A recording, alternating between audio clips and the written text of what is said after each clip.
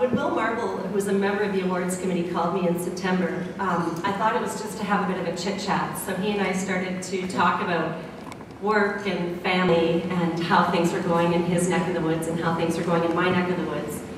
And far into the conversation, he suddenly stopped me and he said, you know what, there's actually a reason that I phoned you.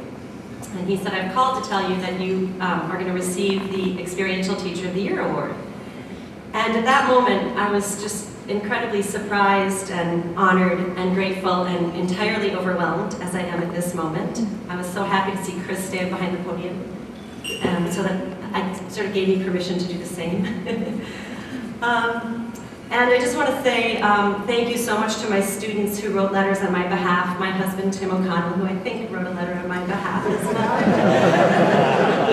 and many colleagues that are in this room that also wrote, as well as the Association for Experiential Education for this award. I am humbled by those award recipients who have come before me, many of them in this room. And I'm also incredibly humbled at being in this lineup of this year's awards recipients. It's a really incredibly prestigious group, and I feel so honored to be among them, so thank you. The other thing that Will said, and when Will said this, he got terribly serious, and he said it as if he was talking to a small child with a limited vocabulary. And he said it very loudly, and he said it in a really exaggerated way, and he said, Mary, Mary, you only have 4 minutes to speak. Mary, we really mean it. For those of you familiar with my nonlinear stream of conscience narrative style of communication, you may be aware of the tremendous task before me at this moment. And so, friends, with 3 minutes and 9 seconds left, and watch in hand, this is what I'd like to share. Lessons learned from my students. Those are cool.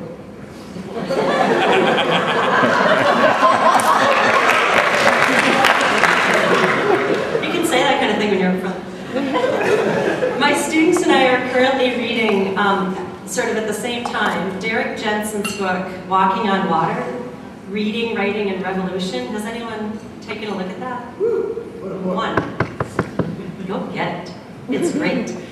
And we're reading that alongside Dewey's Experience in Education. Has anyone read that? And we've been sort of exploring whether or not, if Dewey and Jensen were to have lived in the same era, might they have invited each other to dinner? Like, might they be having dinner parties together? And we've been exploring some of their quotes and exploring some of the resonance between the two works. And I'm going to talk to start just a little bit about that. One of the Jensen quotes that really resonates with me and with my students is this: my job as an educator is to find out where my students' hearts reside and then help them to get there, to create an atmosphere where students feel comfortable enough to begin to explore the contents of their own skin. In thinking about this, how might I, as an educator, although I prefer to call myself a pedagogue because I think it's sexier, how might I, as a pedagogue, go about this? How can I facilitate a teaching and learning process and environment, one that helps students explore the contents of their own skin? And so the students and I have been resorting back to a quote that we've often heard and read, which is that the task of all human beings is to find and become who we are.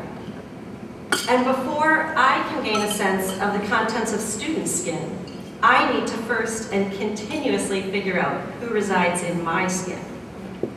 I need to think about what I'm doing in teaching and how I'm teaching, and the personal and political implications of the pedagogical work that I do. This includes naming my biases rather than denying that I have them.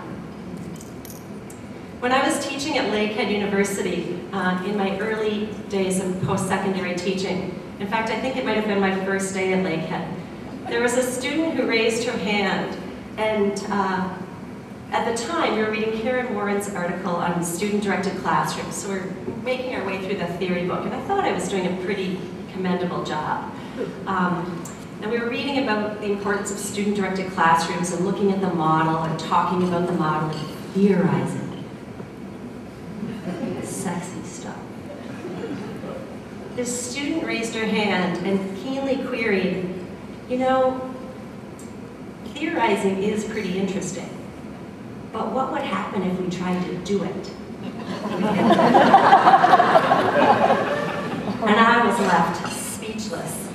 And this student pointed to a really important area of growth for me, and that is to begin to focus more on the congruence between what I profess and how I teach and how I practice.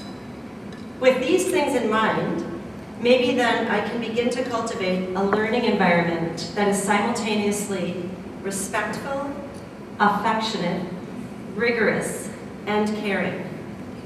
Yes, rigorous is important because after all, my work, my job, my calling is to educate or to lead forth and to learn. Dewey, however, may take issue with me. He may impel me to further consider some of this, encouraging me to consider the purpose of my practice, my praxis, also sexy, my intent, or what Jasper Hunt has taught so many of us in this room, to consider our telos.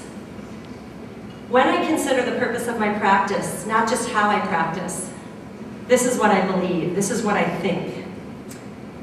My job is to prepare students for the world that is, while simultaneously proffering them a vision of a world that could be, or ought to be, with them in it.